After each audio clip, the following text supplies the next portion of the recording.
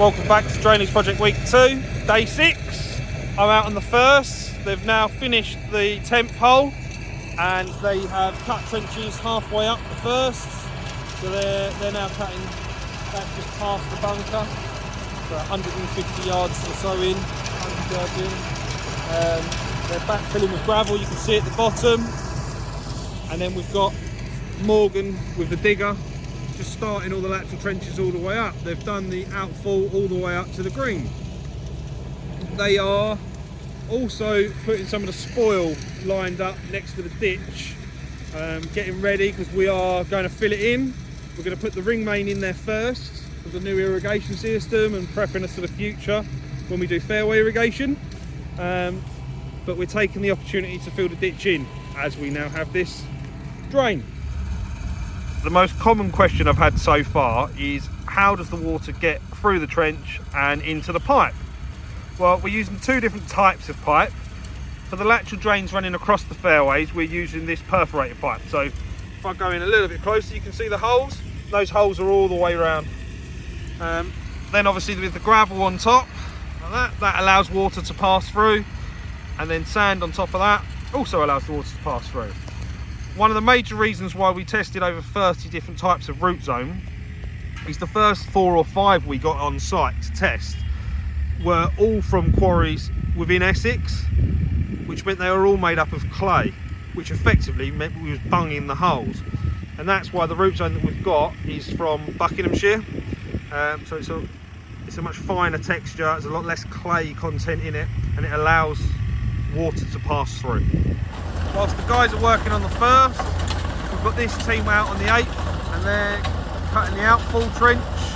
This will run down the left hand side of the hole, and to start off with they've cut this. So one side of the hole falls that way into the ditch network off site, and then I think as you get halfway down the hole it then starts to fall the other way, so towards the green, and we'll go into the ditch on the left hand side, the other side of that hedge. Where there'll be a main drain out there that will run across the middle of this 8th, which will come from 13th tee and even as far across as the 6th. So just giving you a bit of a closer look in this low point.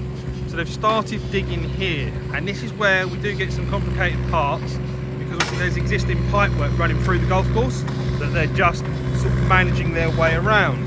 But ultimately there will be a track through those trees. Morgan's just removing that tree at the moment, and it will run across the 8th all the way and into that gap in the hedge over there, which then goes into the ditch network, which eventually runs down the left hand side of 9. There's a ditch that runs down there that golfers won't usually see. That's quite an integral part of this drainage and making sure that we get water off site as fast as possible. Day 7 drainage update. I'm out on the 8th. Slightly different the 8th in terms of design for the drainage. As a lot of you know, there is this low point on the 8th. So they have cut this outfall drain. This is 160 mil, so it's nearly twice the size of anything that we've cut so far on this project. And the reason that it's a little bit bigger is that this drain, which runs across the 8th and into the ditch through the hedge, so you can see that's a much bigger pipe there, will take a lot of the water from the 12th and the 13th as well. The way that the lateral drains will probably run on this hole, I don't know if you can see, but they will run along the line of the hole rather than across the hole, all coming down into this lateral drain, which these guys are then cutting through the trees and out the other side. They've pretty much finished on the first, so I'll head over there shortly and give you an update on what's going on. Back on the first, they've finished cutting all the trenches, backfilling with pipe, stone and sand, and then they're just going to start at the bottom with the root zone. Once the root zone's on, we'll be back open. Day 8 drainage update. I'm out on the first, the hole is now open, which is great. So we've got 3 holes fully complete now and back open. And the irrigation trench that I mentioned on one of my earlier videos has now been cut on the 1st and the 10th. So you will see trench all the way down the hole on the 1st and on the 10th at the moment. and going all the way back up, where we're going to fill that ditch back in. And like I say, that irrigation pipe, which is the black pipe you can see down there, is to firstly replace the ring main.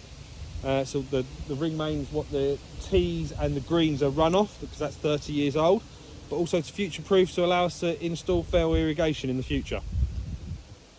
I'm going to head over to the 8th now and give you an update on what the guys have been up to over there. Out at the 8th, where the guys have started work at the T end. They've got the outfall pipe at this end, that's going in now, and they are cutting the drains, lateral drains. I said in the earlier video that it's a slightly different design, that the trenches will be running along the line of the hole. Hopefully you can see the guys cutting there.